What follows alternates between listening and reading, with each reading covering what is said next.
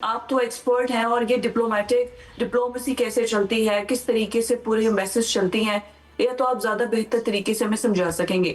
لیکن یہ جو ڈیجیٹل سگنیچر ہوتا ہے، کیا اس کی اہمیت بھی اتنی ہوتی ہے جو آمنے روبرو بیٹھ کر جو سائن کیے جاتے ہیں؟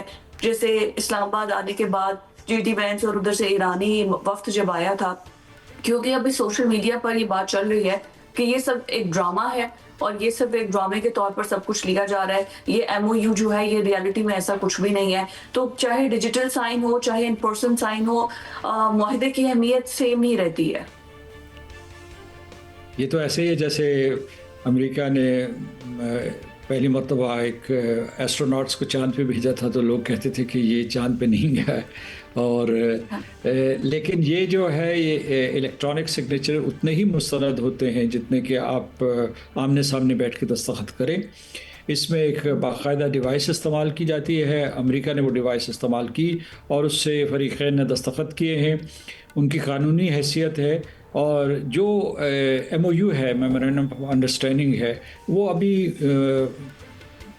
آخری معاہدہ نہیں ہے، مطلب فائنل معاہدہ نہیں ہے، وہ ایک قسم کی شروعات ہے۔ اس میں کچھ بنیادی طور پر سمجھوتے ہوئے اور ایک فریم ورک سامنے آیا ہے، یعنی آبدہ ہرموز سے متعلق، امریکہ کے بحری بیڑے کے ختم کرنے سے متعلق اور دوسرے امور کی طرف جو ہے اشارہ کیا گیا ہے۔ اس میں باقی جو مذاکرات ابھی انہیں باقی ہیں، تو پورا اعتماد ہونا چاہیے، جیسا کہ آپ نے تعارف میں کہا تھا کہ پاکستان نے ایک مثالی کردار ادا کیا ہے، پاکستان کامیاب ہوا ہے، پاکستان کی کامیابی کی ساری دنیا معترف ہے، اور اب جو ہے آگے گاڑی نہیں چل رہی، تھوڑی رک گئی ہے۔ اس کی وجہ یہ ہے کہ اسرائیل نے لبنان کے اوپر اپنے حملے جاری رکھے ہیں۔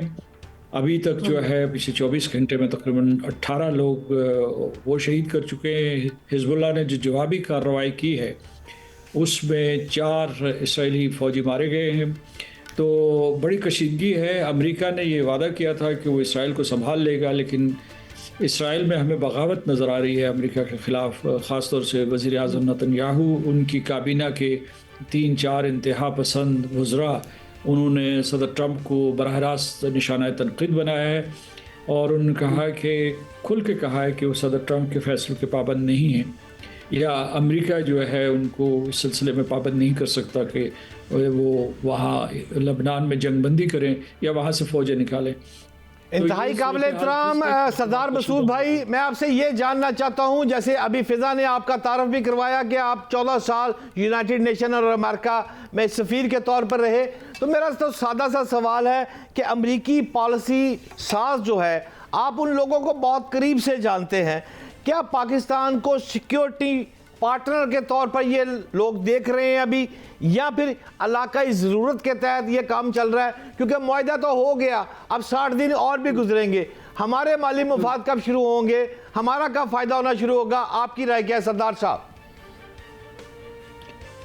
امریکہ اور پاکستان کے تعلقات پہلے سے مضبوط ہیں، ہماری ایک سیکیورٹی پارٹنرشپ بھی موجود ہے، یعنی ہم یہ نہیں کہہ سکتے کہ ہمارے درمیان اب کسی قسم کی کوئی الائنس موجود ہے یا متحرک اور فعال ہے، لیکن اس کے باوجود ہمارے تعلقات دفاعی شعبے میں، معاشی شعبے میں ہیں، تجارت میں ہے، سرمایہ کاری، امریکہ کی اچھی خاصی سرمایہ کاری ہے پاکستان میں۔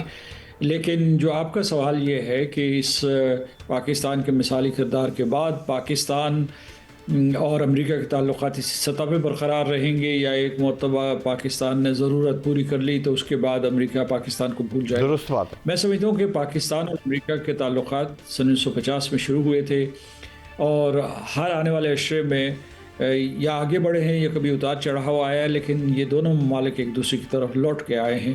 اس مرتبہ بھی پاکستان اور امریکہ کے تعلقات میں ایک بہت سنہری دور ہے، اور دونوں میں بڑا تعاون ہے۔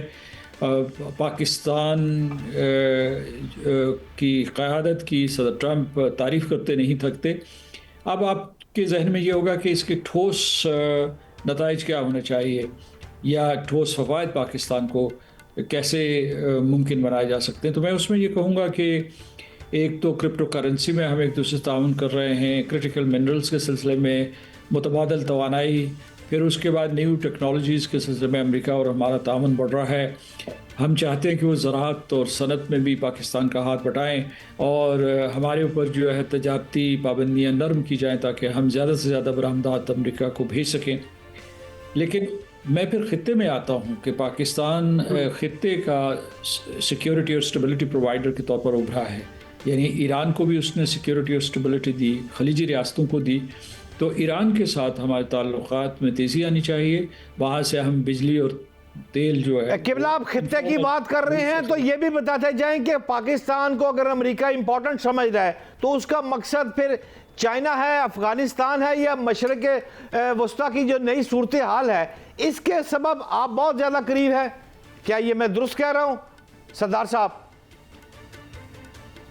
چین کا اپنا ایک پہلو ہے، لیکن اس وقت جو تعلقات ہیں ہمارے دونوں ممالک کے درمیان اس کا حوالہ چین نہیں ہے. وہ براہ راست ہمارے تعلقات ہیں اور ان کو ہم اسے کہتے ہیں کہ براڈ بیسڈ اور اسٹینڈ الون ریلیشن شپ.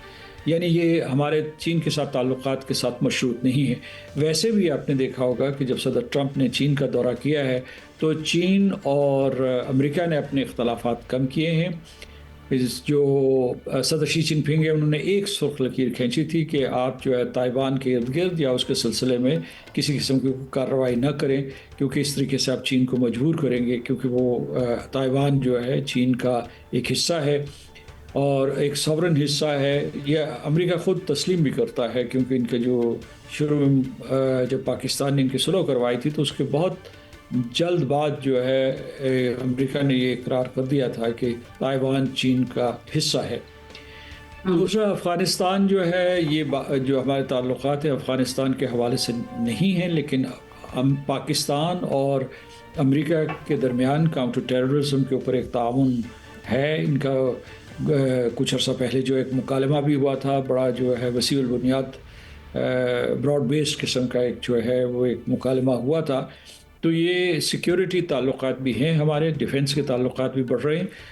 لیکن میں پھر آپ کو لاؤں گا خطے میں، وہ بات میری ادھوری رہ گئی تھی. میں یہ کہنا چاہتا ہوں کہ جو ایران ہے وہاں سے ہم یعنی تین چیزیں جو ہے، تیل خریدنا ہے ہم نے، گیس خریدنی ہے اور اس کے بعد جو ہے بجلی خریدنی ہے. یہ تینوں چیزیں دستیاب ہیں. جو تیل اور بجلی تھی یہ پہلے انفارمل چینل سے آ رہی تھی، اب اسے آپ فارمل چینل سے خرید سکیں گے، کیونکہ امریکہ نے ایران کے اوپر پابندی اٹھا لی ہے کہ وہ تیل کی برآمدات کر سکتا ہے. جیسے آپ نے آغاز میں بولا کہ نیتن یاہو وہ ماننے کو تیار نہیں ہے اور لبنان پر ابھی بھی وہ اٹیک کر رہا ہے اور اس کی پوری کابینہ نے ٹرمپ کو اٹیک کرنا شروع کر دیا کہ ہم تمہارے معاہدے کو نہیں مانتے.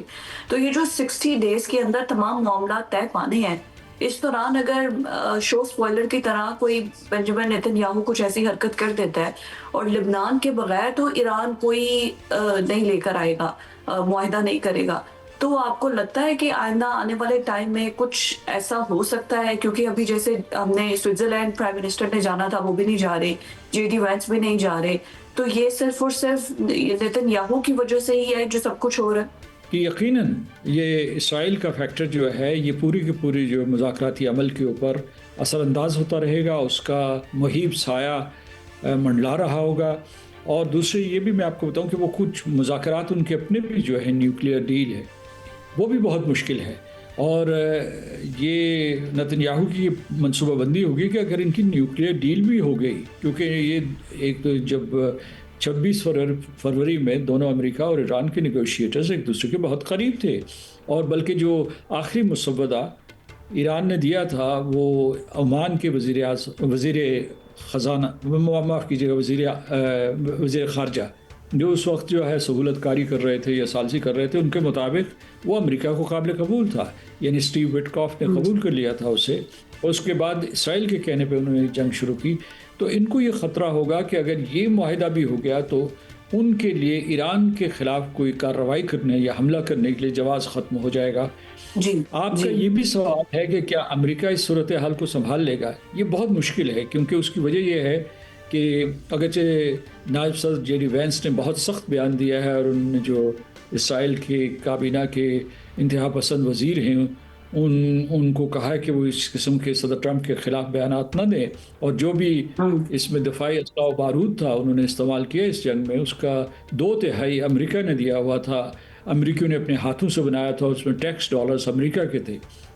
لیکن اس کے باوجود اسرائیل سے بغاوت جاری رہے گی، اور اس کی وجہ یہ ان کا اعتماد یہ ہے کہ ان کا امریکہ کے اندر بہت اثر و رسوخ ہے کانگریس میں اور ایڈمنسٹریشن میں، پھر اس کے بعد پینٹاگون میں، انٹیلیجنس ایجنسیز میں، رائے ساز ادارے جو ہیں، تھنک ٹینکس، اکیڈیمک انسٹیٹیوشنز. تو اس وجہ سے اس وقت صدر ٹرمپ کو بہت بڑا چیلنج ہے، اور یہ ہو سکتا ہے اسرائیل کے پاس یہ طاقت ہے کہ وہ ان کی سیاسی ساکھ تباہ کرنے کی کوشش کریں گے، کیونکہ اور دوسری طرف جو ہے ان کی اپنی میگا کنسٹیٹوئنسی، اس میں جو انتہا پسند سینیٹرز ہیں ان کی طرف سے بھی بڑا بیک لیش آیا ہے.